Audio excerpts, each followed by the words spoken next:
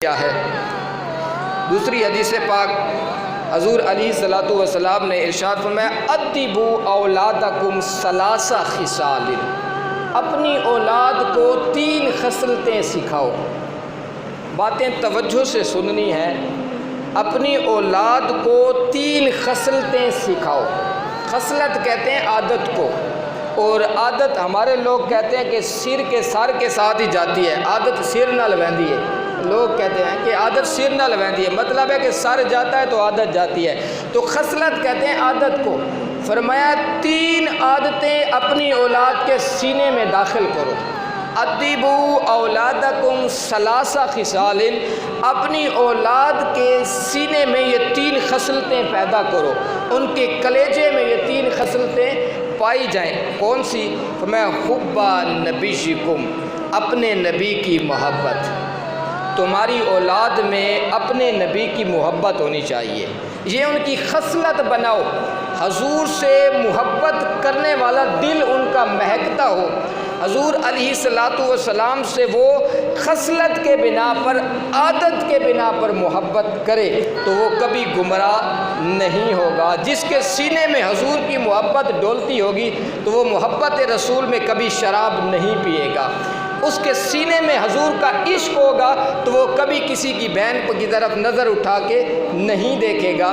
اس کے سینے میں حضور کی محبت ہوگی تو کبھی وہ ڈاکہ نہیں ڈالے گا، کبھی وہ گاڑیاں نہیں لوٹے گا، کبھی وہ غیر شرع کام نہیں کرے گا، کیونکہ اس کے سینے میں حضور کی محبت ہوگی۔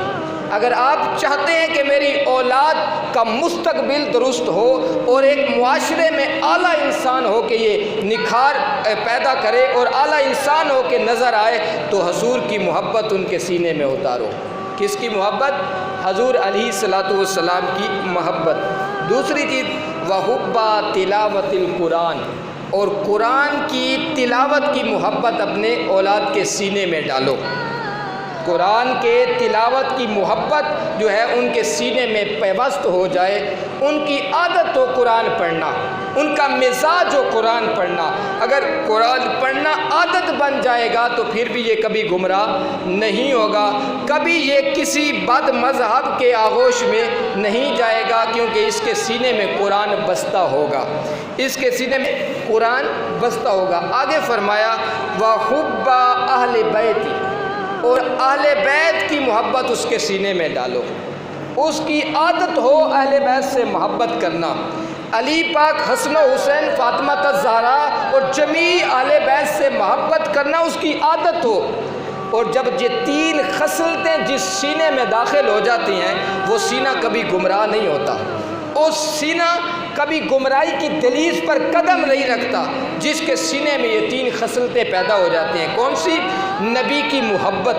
اپنے نبی کی محبت جب سینے میں آ جاتی ہے تو انسان کبھی گمراہ نہیں ہوتا، اور جب قرآن کی تلاوت کی خصلت اور عادت بن جاتی ہے تو پھر بھی انسان گمراہ نہیں ہوتا۔ اور تیسری فرمایا اہل بیت سے محبت کرنا، حضور کی آل کی محبت جس سینے میں بس جاتی ہے وہ پھر کبھی گمراہ نہیں ہوتا، وہ گمراہ کی سیڑھیاں چڑھ ہی نہیں سکتا جس کے سینے میں حسین کی محبت ڈولتی ہو۔ جو علی پاک سے محبت کرتا ہو، جو فاطمہ سے محبت کرتا ہو، وہ کبھی گمراہ نہیں ہوگا۔ تو یہ 3 عادتیں اپنی اولاد کے سینے میں ڈالو، 3 عادتیں، تو یہ معاشرہ بھی درست ہو جائے گا۔ آنے والی